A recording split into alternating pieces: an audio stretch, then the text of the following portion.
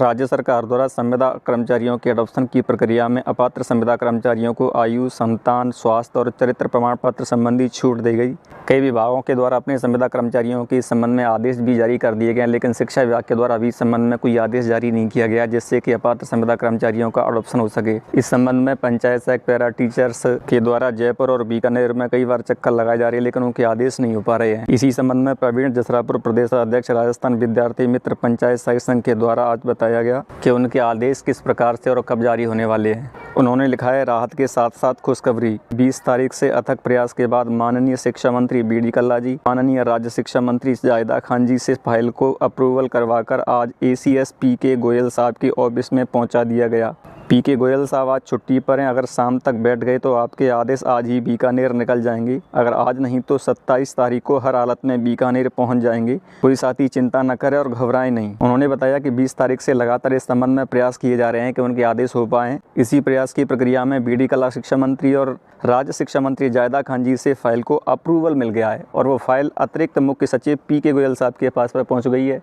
P.K. Goyal साहब छुट्टी पे चल रहे हैं। अगर वो आज शाम तक बैठ जाते हैं तो आज ही साइन करने के बाद में फाइल को बीकानेर शिक्षा विभाग के पास भिजवा दिया जाएगा। अगर वो आज नहीं आते हैं तो 26 जनवरी की छुट्टी होगी और 27 जनवरी को उनके आदेश हो जाने की पूरी संभावना है और 27 तारीख के बाद में शिक्षा विभाग के पास फाइल बीकानेर पहुंच जाएगी और उसके बाद में शिक्षा विभाग के द्वारा उस संबंध में आदेश जारी कर दिए जाएंगे। उन्होंने बताया कि इस आदेश के लिए अब किसी साथी को जयपुर सचिवालय चक्कर काटने की आवश्यकता नहीं है और न ही किसी आंदोलन की आवश्यकता है। नियमितीकरण के लिए जल्द संघर्ष के मैदान में मिलते हैं, जिसकी घोषणा जल्द ही जिलाध्यक्ष, ब्लॉक अध्यक्ष और कार्यकारिणी के प्रमुख लोगों से राय मशविरा करके की जाएगी। उन्होंने बताया कि अब आदेश के लिए किसी को भी आंदोलन करने की जरूरत नहीं है। उनके आदेश 27 तारीख तक निश्चित रूप से हो जाने चाहिए। अब संविदा कर्मचारियों की एक ही प्रमुख मांग है, वो है नियमितीकरण। अब जितने भी संविदा कर्मचारी राजस्थान में कार्यरत हैं उनको नियमितीकरण करने के लिए संघर्ष करना होगा। इसके लिए सरकार पर दबाव बनाना होगा। इस संबंध में उन्होंने आंदोलन की घोषणा की है। इसके लिए राजस्थान पंचायत सहायक विद्यालय सहायक संघ के आह्वान पर 2 फरवरी को प्रदेश के 24,000 पंचायत सहायक और विद्यालय सहायक हड़ताल पर रहेंगे। 2 फरवरी को अपने स्थायीकरण के मुद्दे को लेकर विधानसभा का घेराव करेंगे। इस समय राजस्थान विधानसभा का सत्र चल रहा है और सत्र में सरकार पर दबाव बनाने के लिए विद्यालय सहायक और पंचायत सहायकों के द्वारा 2 फरवरी को हड़ताल की जाएगी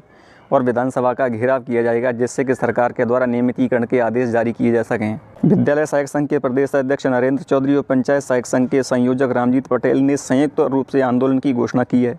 विधानसभा घेराव से विद्यालयों सहित पंचायतों में कामकाज पूरी तरह प्रभावित रहेगा। दोनों संघ के नेताओं ने खुले तौर पर सरकार से वादाखिलाफी का आरोप लगाया और साथ ही आर पार की लड़ाई की चेतावनी दी है। 2 फरवरी को जब पंचायत सहायक और विद्यालय सहायक हड़ताल पर रहेंगे तो बहुत सी संविदा कर्मचारी जो अपात्र हैं वो ग्राम पंचायतों में भी काम कर रहे हैं और पात्र हैं वो शिक्षा विभाग में आगे हैं। तो इस तरह शिक्षा विभाग और पंचायती राज विभाग दोनों का काम 2 फरवरी को प्रभावित होगा, क्योंकि दोनों ही संघ विधानसभा का घेराव करेंगे, जिससे कि उनके नियमितीकरण के आदेश जारी कर दिए जाएं। विद्यालय सहायक और पंचायत सहायक दोनों संघ के नेताओं ने सरकार पर आरोप लगाया कि सरकार ने नियमितीकरण का वादा किया था, लेकिन अभी तक उनको नियमित नहीं किया गया, केवल संविदा में अडॉप्ट किया गया है।